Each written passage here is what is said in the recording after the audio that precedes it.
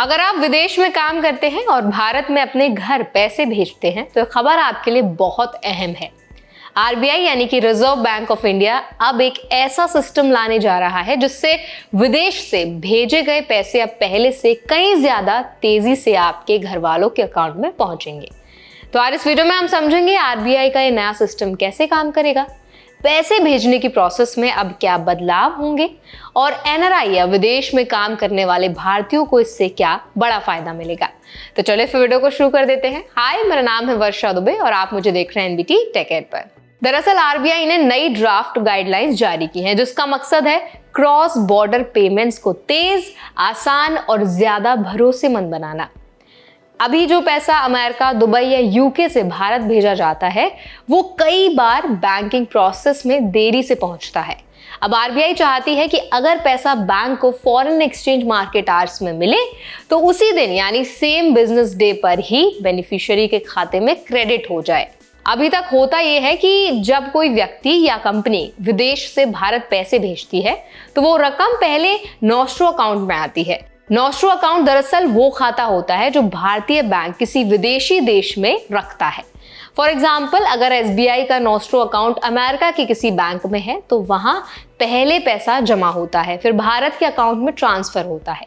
लेकिन दिक्कत यह है कि ज्यादातर बैंक इन नॉस्ट्रो अकाउंट्स की जानकारी दिन खत्म होने पर ही अपडेट करते हैं, यानी end of the day statement पर। इस वजह से पैसा आने के बावजूद ग्राहक के खाते में क्रेडिट होने में कई बार देर हो जाती है। आरबीआई का कहना है कि अब बैंक अपने नॉस्ट्रो अकाउंट्स की रिकॉन्सिलिएशन रियल टाइम में या हर 30 मिनट्स पर करे। इसका मतलब पैसा जैसे ही पहुंचे उसे तुरंत वेरीफाई करके आगे भेज दिया जाए, बजाय दिन खत्म होने का इंतजार करने के। इसके अलावा आरबीआई ने कहा है कि bank straight through processing system का इस्तेमाल करे, यानी पूरी प्रक्रिया ऑटोमेटेड हो जिससे इंसानी गलती या देरी की संभावना कम हो जाए। अगर कोई transaction foreign exchange market hours, जो आमतौर पर सोमवार से शुक्रवार सुबह 9 से शाम 5 बजे तक रहते हैं, इसके दौरान होता है तो बैंक को उसी दिन बेनिफिशियरी के अकाउंट में पैसा क्रेडिट करना होगा। और अगर पैसा मार्केट बंद होने के बाद आता है तो उसे अगले वर्किंग डे में ही क्रेडिट किया जाएगा। आरबीआई ने बैंक से यह भी कहा है कि वो अपने ग्राहकों के लिए डिजिटल ट्रेनिंग सिस्टम तैयार करें, यानी ग्राहक अपने मोबाइल ऐप या वेबसाइट पर जाकर देख सके कि उसका पैसा अभी किस स्टेज पर है, रिसीव्ड, प्रोसेसिंग या फिर क्रेडिटेड। साथ ही बैंक को यह भी मेक श्योर करना होगा कि जैसे ही कोई क्रॉस बॉर्डर पेमेंट रिसीव हो, ग्राहक को तुरंत नोटिफिकेशन मिले। अगर पैसा वर्किंग आवर्स के बाद आता है तो अगले दिन सुबह सुबह ग्राहक को इसकी जानकारी दे दी जाए। आरबीआई ने बताया है कि फिलहाल भारत में सिर्फ 8 से 10% इनवर्ड रेमिटेंसेस ही 1 घंटे के अंदर बेनिफिशियरी के अकाउंट में पहुंचते हैं। वहीं अमेरिका में ये रेट जो है वो करीब 75% है, यानी भारत इस मामले में काफी पीछे है। जबकि स्विफ्ट सिस्टम के जरिए भेजी गई 90% इंटरनेशनल पेमेंट्स 1 घंटे के अंदर बेनिफिशियरी बैंक तक पहुंच जाती हैं। इसीलिए आरबीआई का टारगेट है कि भारत की क्रॉस बॉर्डर पेमेंट स्पीड को ग्लोबल लेवल तक पहुंचाया जाए। ये कदम भारत को एक ग्लोबल फाइनेंशियल हब बनाने की दिशा में भी अहम भूमिका निभाएगा। आरबीआई ने इन ड्राफ्ट गाइडलाइंस पर सभी बैंक और स्टेक होल्डर से 19 नवंबर तक फीडबैक मांगा है।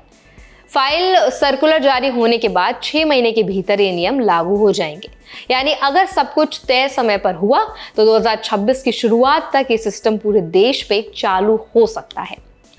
विदेश में काम कर रहे भारतीयों के लिए इसका क्या मतलब है उस पर बात कर लेते हैं। तो देखिए, भारत दुनिया में सबसे ज्यादा रेमिटेंस पाने वाला देश है। 2023 में भारतीयों ने विदेश से करीब $125 बिलियन यानी करीब 10.4 लाख करोड़ रुपीस भेजे हैं। इसीलिए पैसे भेजने की प्रक्रिया में थोड़ी भी तेजी लाखों परिवारों के लिए राहत ला सकती है। एनआरआई या प्रवासी भारतीयों के लिए बदलाव बहुत बड़ा फर्क लाने वाला है। अब उन्हें अपने घर वालों को पैसे भेजने के बाद कई दिनों तक इंतजार नहीं करना पड़ेगा। वहीं बैंकिंग सिस्टम में ट्रांसपेरेंसी और ट्रैकिंग फीचर से लोगों का भरोसा भी बढ़ेगा। तो आई होप ये अपडेट आपको पसंद आया होगा, अच्छा लगा होगा। अगर वीडियो आपको अच्छा लगा हो तो वीडियो को जरूर लाइक करें, शेयर करें। ऐसे और भी अपडेट्स के लिए, वीडियोस के लिए, इन्फॉर्मेशन के लिए हमारे चैनल एनबीटी टेक एड को जरूर सब्सक्राइब करें।